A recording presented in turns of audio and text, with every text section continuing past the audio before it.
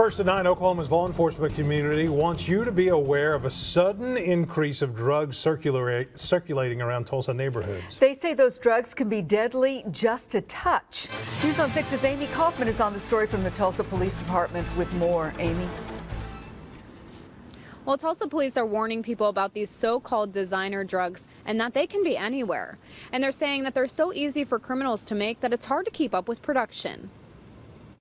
The hazardous nature and makeup of these chemicals have gotten a lot more deadly. Tulsa police analyst Harold Adair says the nature of drugs and drug crimes has changed considerably over the past 40 years. You see a lot of powder, whether it's white powder, off-white, gray, tan. You never know what that powder is until you actually get a good definitive test on that. The Tulsa Police Department Crime Lab has examined 10 cases involving fentanyl so far this year.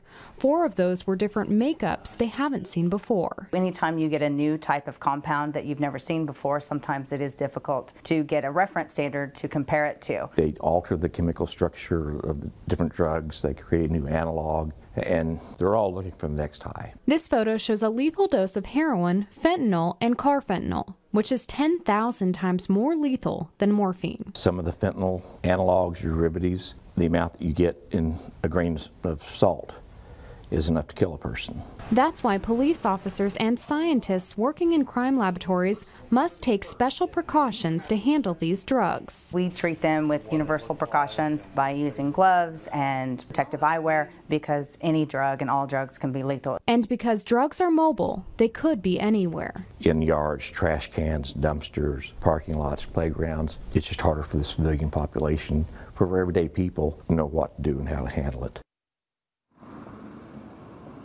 Now, Tulsa Police Department says if you see something questionable, then say something because they have all the necessary means to dispose of it.